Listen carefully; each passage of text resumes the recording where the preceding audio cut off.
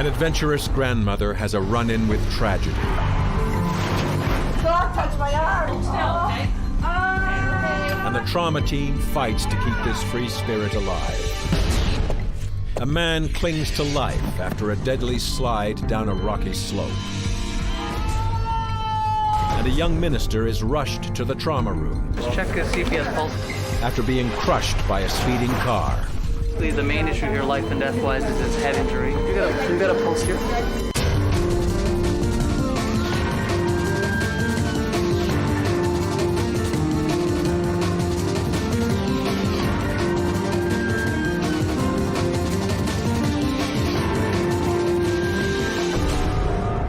In select urban hospitals, there's a rare breed of specialists, men and women of the trauma team, who deal with the most severe medical emergencies, trying to save patients in the first critical hour. Who studies 15 years in university to work these types of hours and wake up in the middle of the night at 2 in the morning and come and do heart surgery on somebody for 3 hours. You don't do that for the money, no matter how much money you make. You do that to be able to help people, and ultimately that's what it's about.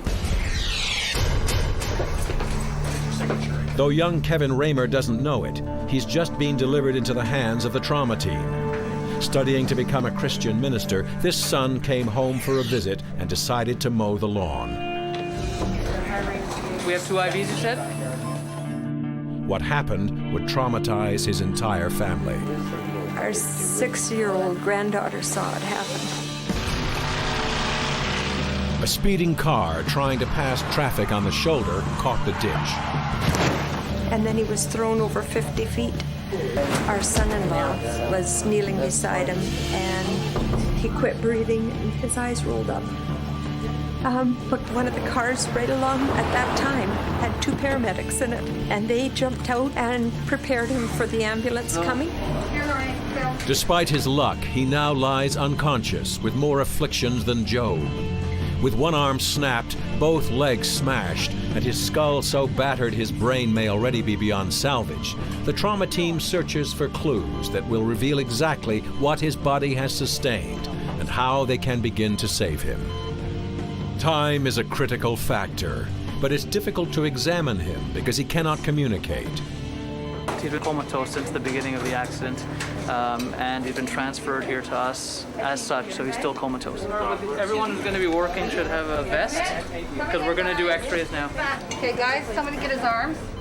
So for what Kevin cannot say, the team will let their technology answer, hanging on every whisper of hard-fought evidence. The team must scramble to beat the odds.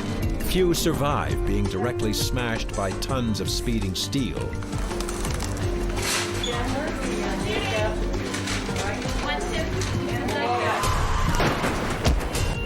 And the doctors desperately seek the answer to the question that's foremost on his family's mind: whether Kevin will live to see another day.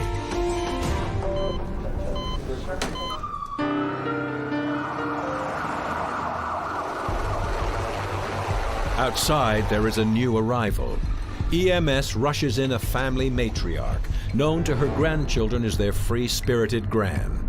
Now she lies shattered, her situation critical, and her life in the hands of the trauma team. Brenda Perot, 55 years old. She was the helmeted driver of a motorcycle.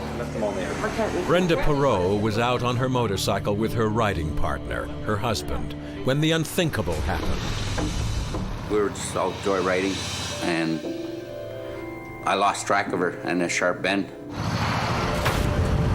So I turned around, I came back, and I couldn't see her, but I could see the bike. I was so panicking, I couldn't find her, and I'm yelling her name. Then I lined myself up with the road and the way the bike hit, and I seen her.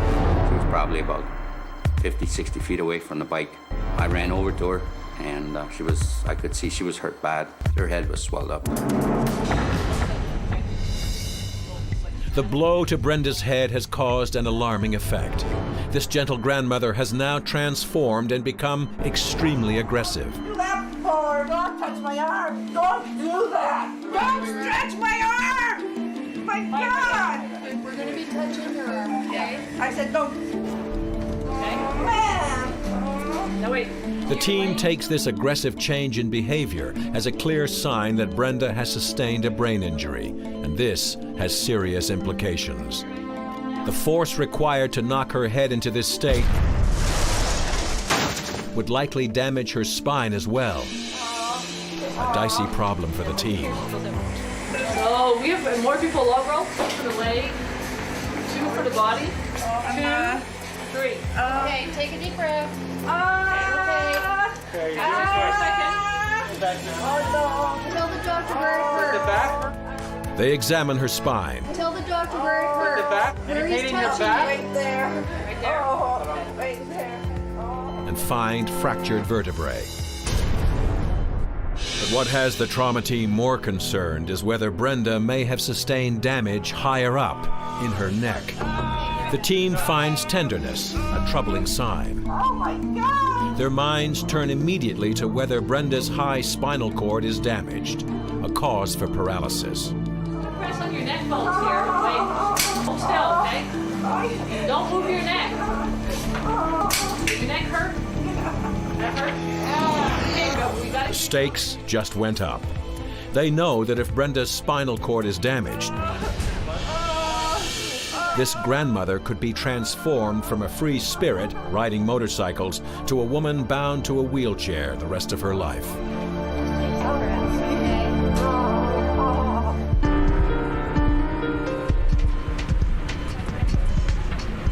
Down the hall, the trauma team fights to save the life of a young ministry student. Kevin was going through for a minister. He's a very gentle guy. He was mowing the grass. A speeding car out of control hit Kevin as he was mowing the lawn. A freak accident that left a family devastated. When our son-in-law found him, it was cataclysmic. Now the trauma team battles to save this young man's life. So has he been moving his extremities? GCS of 5 or 6 when you emerge. The GCS is a system for rating neurological function, where 15 is normal and 3 is just this side of dead. So he was seen moving his extremities at some point? Yes. All 4? I don't know about all 4, I know his hands. His hands, okay. GCS best 5. 5 is bad, considered a severe coma, but at least his moving hands are a sign he still has some brain function. So no more paralysis, that's for sure. No more paralysis. Just to see what he does. They'll let the drugs given to Kevin during transport wear off to get a sense of whether his brain function is improving or deteriorating. Still 40. 40? Did you put it up afterwards?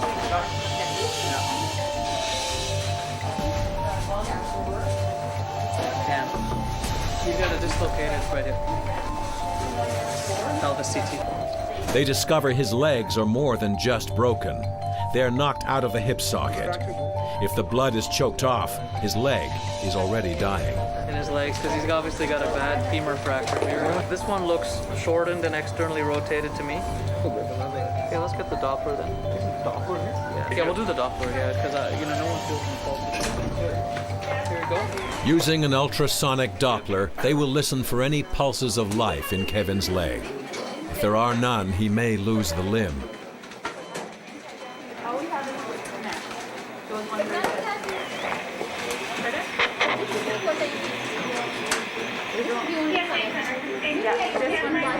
You got a pulse here? I didn't get a DP on either one of these. It has to be reduced, and orthopedics will be down here then. In a bid to save his leg, orthopedic resident Dr. Hannah Samer will have to pull it back in place as soon as he can. But the conditions are less than ideal. Kevin's leg bones have been smashed into pieces.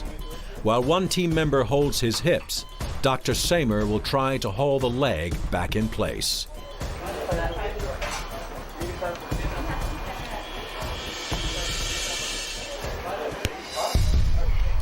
The doctors see another ominous sign. They know resetting a smashed hip is excruciatingly painful and should have roused Kevin.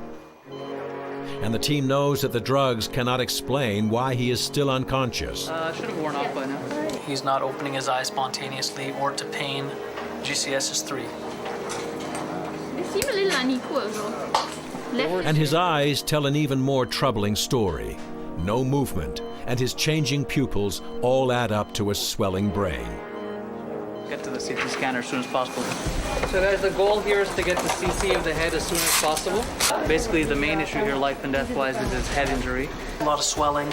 That's quite dangerous in that it can cause the brain and the brainstem to herniate down, and the patient will die from that.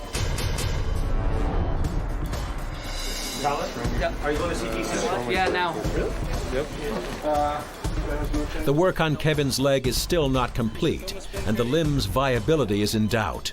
A Thomas splint, usually used for emergency transports, is quickly slapped on, sacrificing further treatment for the sake of Kevin's brain and his life.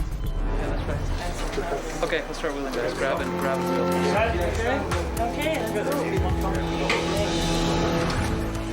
So while his parents anxiously await word, the team is racing off to CT to see if their son, the young minister in training, can still be saved.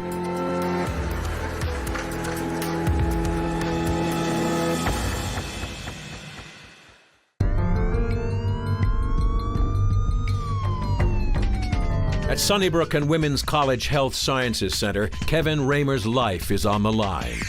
A Christian minister in training, Kevin was mowing his parents' lawn when an out-of-control car hit him at highway speed. His head left a dent on the car. He quit breathing and his eyes rolled up. Since then, the trauma team has made an alarming discovery. His brain is clearly transforming behind his unconscious eyes, but just how severe Kevin's head injury is still remains a mystery. To try and understand what damage is going on in Kevin's battered skull, the CAT scan technologist is added to the team. She will search for the missing piece of the puzzle, a precise and detailed map as to what his brain and body have sustained on the inside.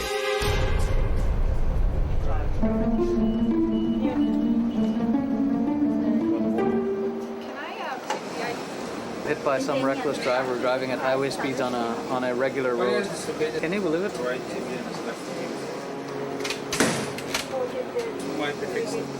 CT scanning everything. The head injury, how bad it is, we'll see. I can't tell. What the CT scans reveal will not only hold the key to the team's next course of action, they will also offer a glimpse into Kevin's tentative future. And what the luminous images share is not good.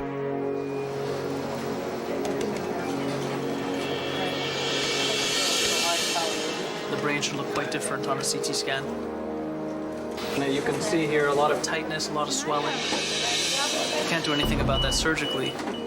The chances of Kevin's survival have just plummeted. Unable to operate on his savaged brain, the team can now only work to minimize the effects of his horrible injuries. The most important thing, maintain a normal blood pressure and oxygen level so you don't get secondary brain injury. If they have a low oxygen level, then the cells that are almost injured get more injured. And that's what really is worse for their outcome in the end. So that's our job to make sure their oxygen level stays normal. Now the team tirelessly searches Kevin's body to rule out further threats.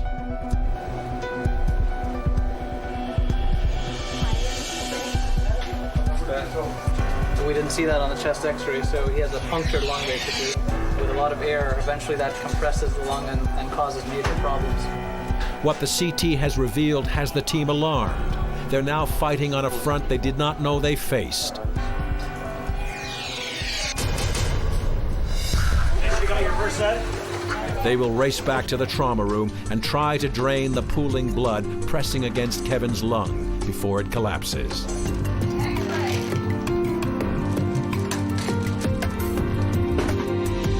The team can't relieve the pressure on Kevin's lung and get it working again. His already savaged brain could be starved of oxygen, just when he needs it most.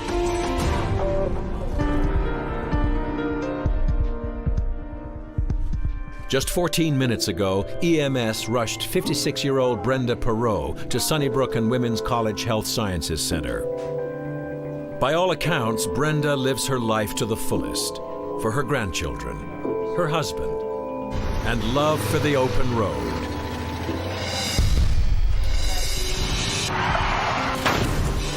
Now she is in grave peril with a suspected spinal injury. The team is afraid she may already be paralyzed. Do your legs hurt at all? Yeah, What hurts in your legs? my left leg. She reports pain in only one of the two badly damaged legs. Can you move your ankles up and down? Move your ankles up and down. On the right side also. Right side. Yeah. This is a bad sign. Her broken leg she can move, but the other remains motionless. Try to move the toes. Very important, okay? Just try to move the toes. Move the toes here. Move the toes a bit. Very important, okay? Finally, a sign of hope. No, this side here. On the right side. Oh, that's Okay. right. Great. With sensation in her feet, there is still a chance an operation could maintain her mobility. But the team is not certain she is stable enough to go to the operating room. To be sure, they need to see X-rays. While Dr. Tremblay scrutinizes the cloudy images, she discovers something she hadn't counted on.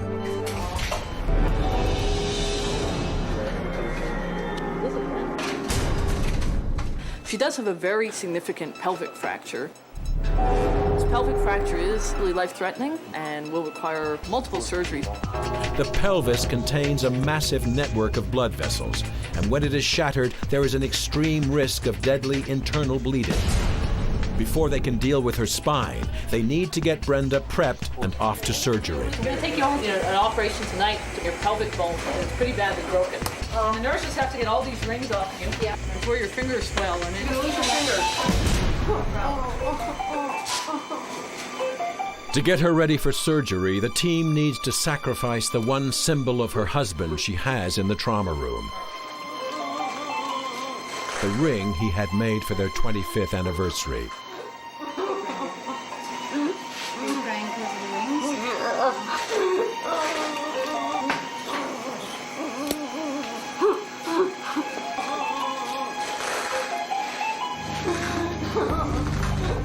Her life in the balance, she is wheeled to the operating room with nothing but her thoughts. Whether she's seen all of her grandchildren for the last time is a question that is burning in the air.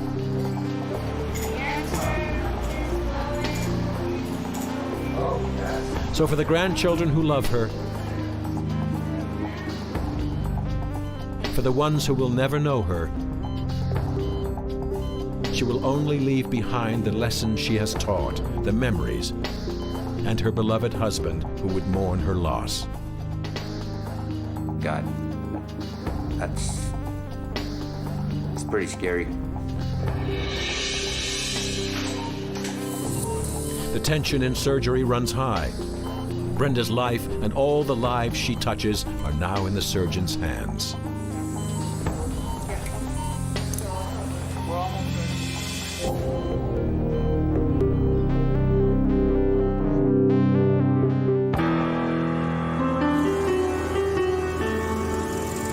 Just 20 minutes ago, 77-year-old Fred Farnsworth was helping his son move a dock at a northern lake when tragedy struck. Losing his footing, he hurtled 15 feet down a rocky slope. Now Fred is aboard an EMS helicopter in a desperate flight to keep him alive. Whether these are his last moments on Earth is up to the skill of the trauma team. They've all seen patients who have fallen much less and didn't make it. The doctors are anxious to know what threatens the life of this great-grandfather. Oh, Jesus. Sorry about that. He's an older fellow, gets sicker with trauma than younger patients. Is that sort of as a risk factor that we can't change? Okay, guys, let's log roll on. Let's feel his back. Oh, God. Fred landed squarely on his back. So they'll look there to uncover what clues they can. Just concentrate on your back. Everybody ready? 1, 2, 3. Easy, guys, easy. He's got an abrasion on the left side. The point of impact is now obvious, That's okay. right against his brittle ribs. This would be devastating to a man half his age, but for Fred, it could be lethal. With this kind of rib injury, it's never a question of if, but how extensive the internal damage is. If you're short of breath at all, it hurts to breathe. Oh, okay. With Fred's left lung taking in almost no air, he won't last long in this condition. But to fix it, the team needs to know more. Starting at the top, this is the first rib here. You have fracture the second rib, third rib, fourth, fifth, sixth, seventh. Every rib on Fred's left side is smashed. The pain would be excruciating. He's getting tired of You get tired of breathing when it hurts so much, and you may actually go into respiratory arrest. Respiratory arrest at Fred's age would likely kill him and would at the very least shorten his life expectancy. The team will act quickly and try to stave off the attack. Do a quick ultrasound here on you, sir. The trauma team will carefully look below the broken ribs to rule out worst-case scenarios for the lung itself. That black stripe, that's fluid. It looks abnormal. Look there. That's free fluid, right? I got it. Chest. His lung has been slashed. Fred is suffocating to death from the gushing blood squeezing the lung shut. The doctors will have to cut Fred open. The team knows a deadly infection from this kind of surgery, even in ideal hospital conditions, can pose a serious threat to Fred's precious life. The team only does it as a last resort. And for Fred, with his own blood crushing the life out of him, they've reached the breaking point. They'll have to cut him open on the spot in a bid to save Fred's life. Okay.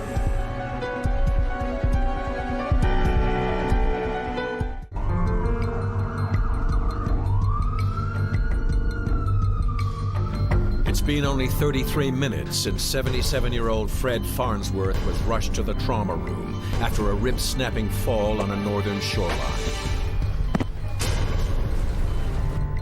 Now doctors race to alleviate the excessive bleeding in Fred's chest before he goes into respiratory arrest.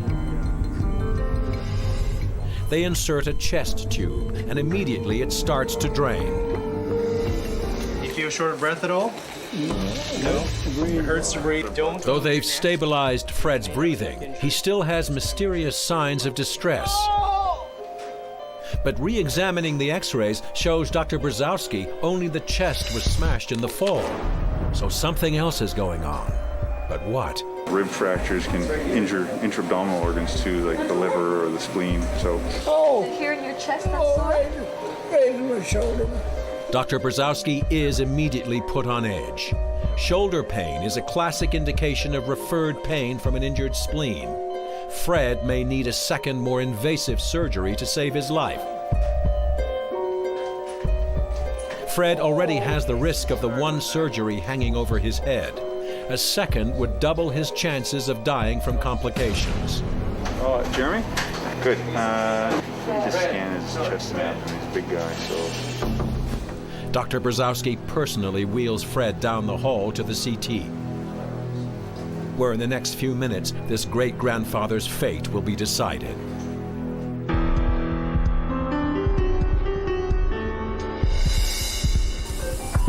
It's been 23 minutes since Brenda Perot was rushed to surgery with a shattered pelvis she received in a high-speed motorcycle crash.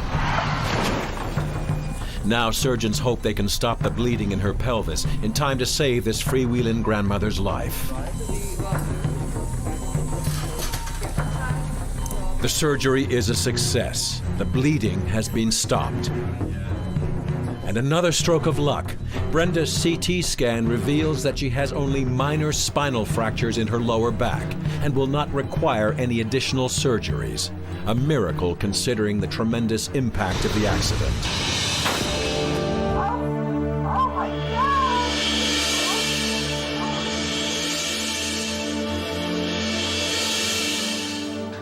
3 hours later, Brenda wakes from surgery, still shaken by her horrific crash. You'll come out of it okay, honey. You're looking good now. I don't feel pretty right now. Oh, honey, you're still beautiful to me. You're with me. That's all I care about, honey.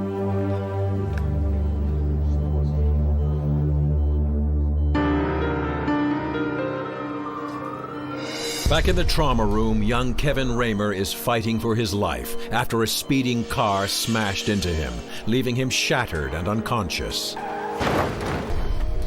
Now the trauma team rushes to save Kevin's brain from any further damage as they attempt to alleviate his collapsing lungs.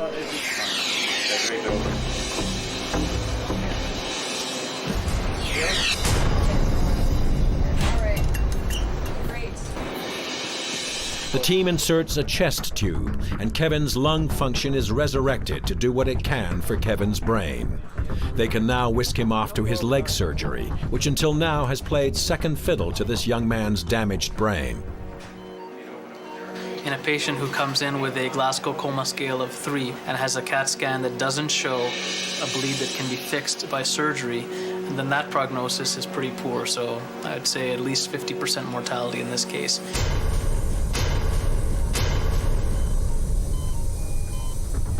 The odds are against this man of God. With the team fighting on several fronts, it will be a miracle if he makes it out alive. For the parents who raised this minister in training, it's their worst nightmare, knowing that even if their son survives, he will be forever changed.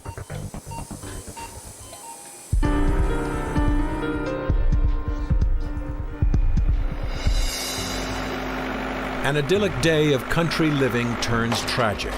While working on the roof of his house, 59-year-old Daniel Allen slips backwards to his uncertain fate. Now his wife fears 35 years of marriage is coming to a tragic end. I was on the side of the house and just looked over and he was on the ground. I called 911 and because we live in the country, the helicopter landed right at the house. When EMS came in to collect Daniel Allen from his farm, his vital signs were crashing.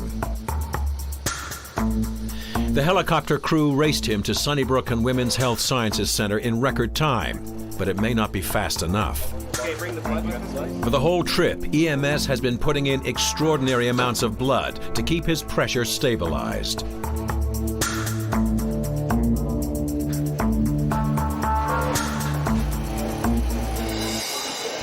His BP has been continually in the 80 to 90 systolic range. Now he's had about 6 liters of Pistoy as well. He's had 3 units of pack cells. How low did he go? He went down to 70, 80 systolic.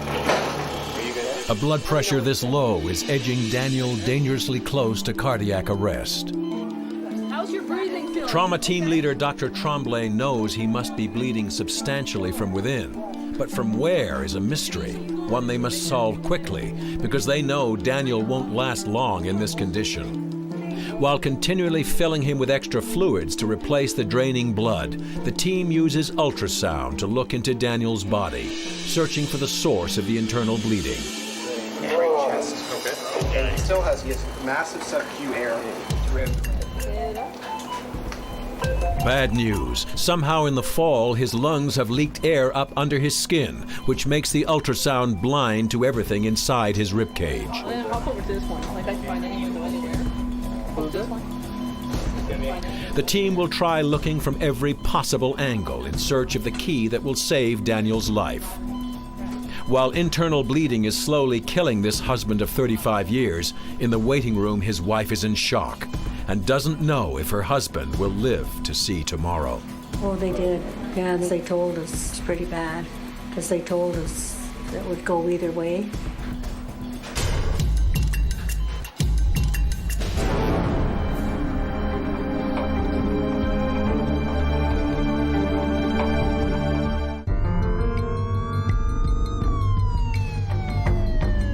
At Sunnybrook and Women's Health Sciences Center, the trauma team is trying to solve a lethal mystery. 107. Daniel Allen lies dying on the table from plummeting blood pressure and internal bleeding, a result of a serious fall. So I had just walked down and just looked over and he was on the ground. He now lies dying from internal bleeding that the trauma team cannot locate. What hurts there? He does that. With Daniel's condition quickly deteriorating, Dr. Tremblay has to make a decision fast. To go to the CT scan to see behind the wall of air, or go straight to the operating room, open him wide and search for the source of the bleeding. The red one. Yeah, get the red one. You need fluid. The fluid. Yeah. And call the pelvis. And call here to... She opts to race Daniel to CT scan. This way, they will be able to determine the exact location of the bleeding that is slowly killing him from the inside. His blood pressure drops. He's too unstable to even safely go the short distance to CT. Pressure bag, Marge. No, I don't have it. With a line in his veins, they can manually and artificially raise his blood pressure. Pardon? But for how long? So go with this guy. Keep watching the vitals constantly. Call over here if suddenly there's a problem. Still highly unstable, the team moves quickly in order to get Daniel where he needs to be. The scanner that will guide the team's efforts to keep him alive. And we may never arrive alive. But yeah, if you guys could just have a room, like, don't open the instruments, but this can be for trauma lab. Hedging her bets, Dr. Tremblay gets her operating team ready in case Daniel flatlines on the way to CAT scan. But even if he makes it to CT, there is no guarantee Daniel will live to see his wife again.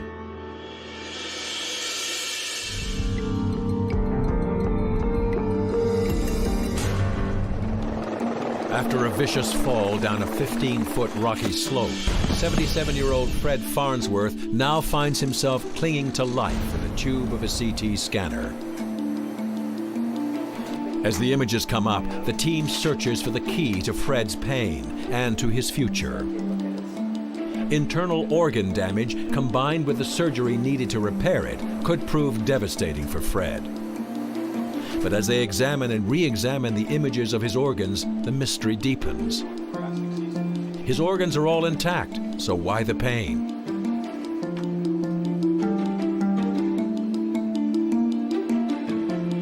The CT technician sees something off to the side.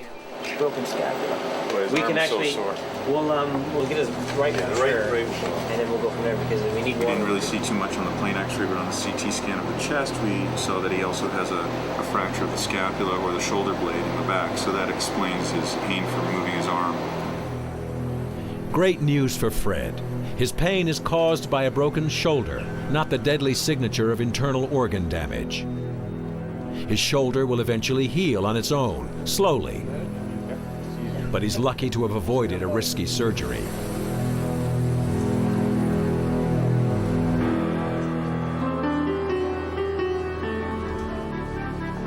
Across the hospital, the trauma team is trying to save a young ministry student. Just over an hour ago, 33-year-old Kevin Raymer was run down by a speeding motorist. As you relive some of the events.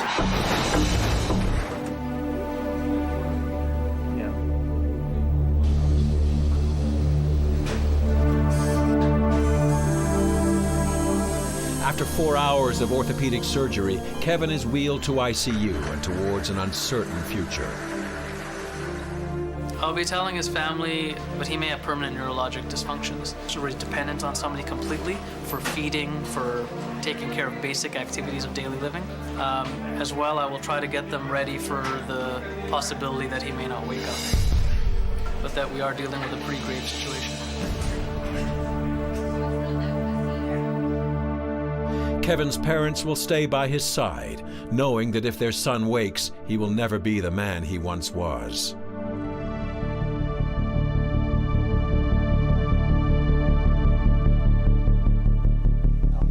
Eight weeks later, still at Sunnybrook, Kevin is alive, but the future of his mind is still in question. Has us. The leg bolt has us. Do you remember my name, Kevin? I'm California. It's Andrea. Andrea? Yeah. Well, do we have the leg bolt in the summertime?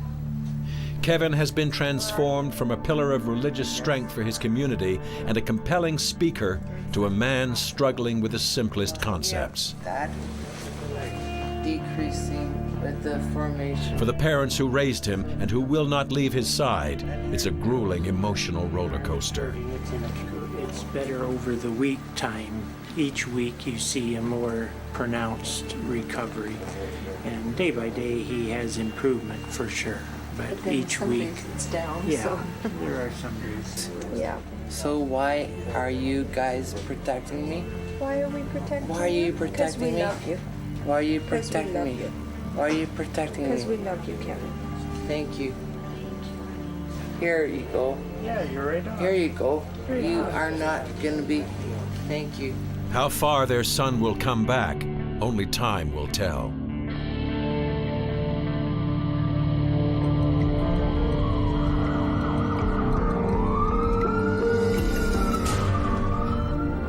It's been just 35 minutes since Daniel Allen was airlifted to Sunnybrook and Women's College Health Sciences Center, the victim of a 20-foot roof fall. Rushed to CAT scan, the team knows that the precious minutes needed to perform the scan could precipitate another potentially lethal drop in Daniel's blood pressure. Once Daniel's in place, the team can start to hunt for clues for his survival. But getting set up to scan, Dr. Tremblay sees a grim sign. He's crashing again.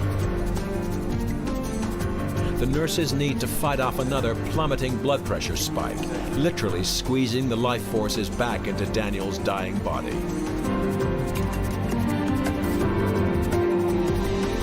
Finally, the team gets Daniel's blood pressure high enough that it is safe to continue with the CT scan.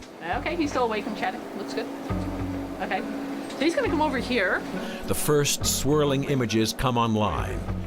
They will reveal the secrets of Daniel's fate and, more importantly, determine the team's next course of action. So that's why he's in a clean. Oh, yeah. Oh, wait. Right here, flail chest. Oh, this is looking good. Not a trace of free fluid in the belly. No big pelvic hematoma. Daniel's fall battered and tore one of his kidneys, which nearly bled his life away. But with extra blood pumped into him, it will eventually stop bleeding on its own. This guy non-operatively. You can bring that arm down now if you want. My guy here is not going to need the OR. So I want to see, he's the most unstable. I want to get him up to the unit.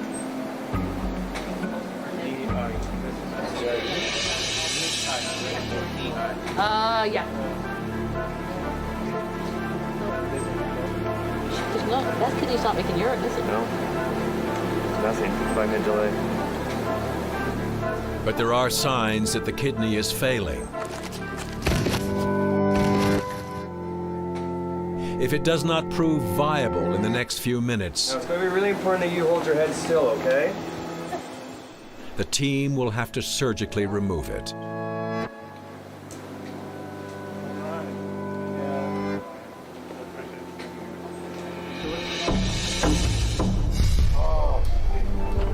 Dr. Tremblay calls for the specialists to see if they can find any glimmer of hope that would save Daniel from an invasive surgery and the loss of one of his kidneys.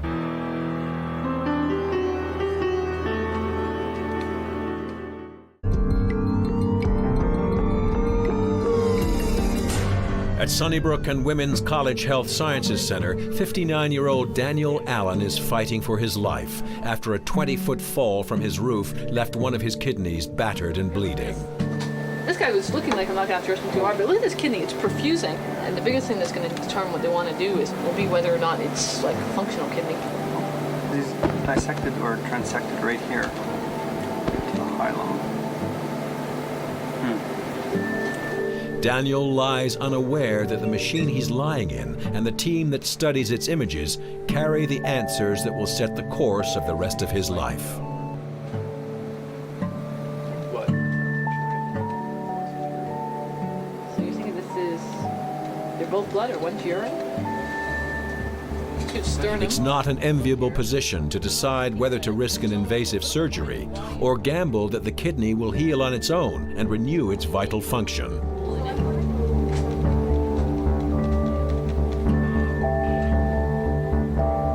Now only time, technology, and the trauma team's instincts can decide the fate of Daniel Allen.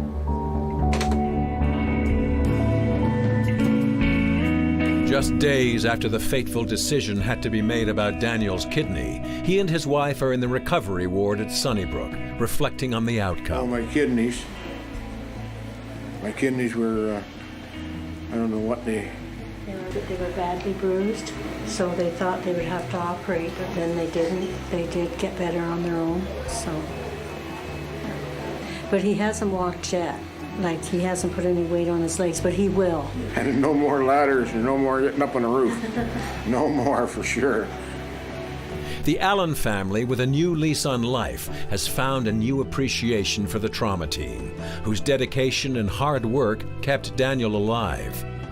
Like, you hear about it on the news that people are taken there, but I guess because you're not involved or anything, you don't know until it happens to you. Yeah, well, we realized they saved his life, you know, and the nurses and the doctors were really good.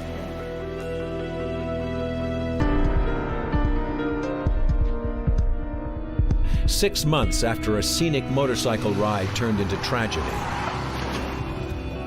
Brenda Perot is home again and back on her feet. I could say I'm glad to be alive, you know, because the doctor told my husband at the time of injury there, 20 years ago, I would have been paralyzed. So I was lucky I never lost her. And hopefully everything turns out okay. The trauma team has this vibrant grandmother back on track. But the nurses were so great in the hospital. They showed me how to knit. I'm making a hat for my granddaughter.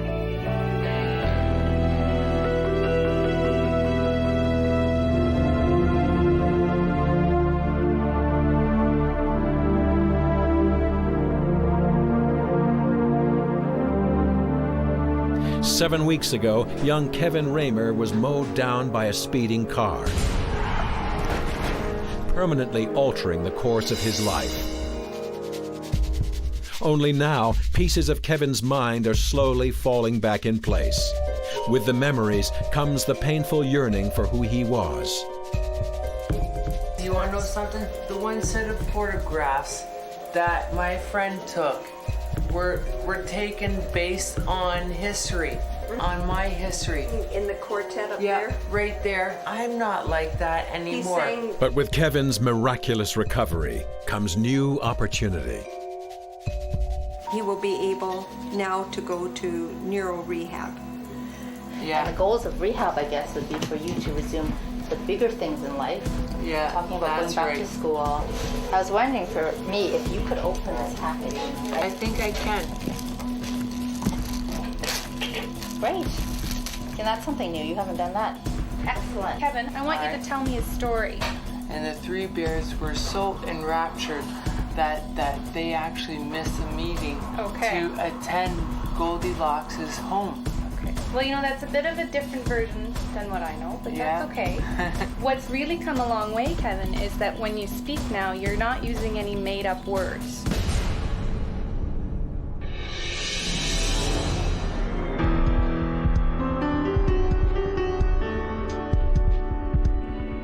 Now, do you think he'll want me on the bed? Yes, I think he will. It's been 3 months since the accident. Kevin's mind has become more focused, and now he can control his body. It is clear he is well on the road to a full recovery. Seeing how far Kevin has come, his mother remembers what the trauma team did for her son. We're so blessed. The whole staff. We just can't say thank you enough. We just so appreciate. She now knows that what the trauma team did in the first critical hour of the accident is what has made the world of difference for her son. We know we wouldn't have had a son today. I've seen the progression I've made, that I'm realizing that it's a time factor, because I am gonna be healed, but it's just when.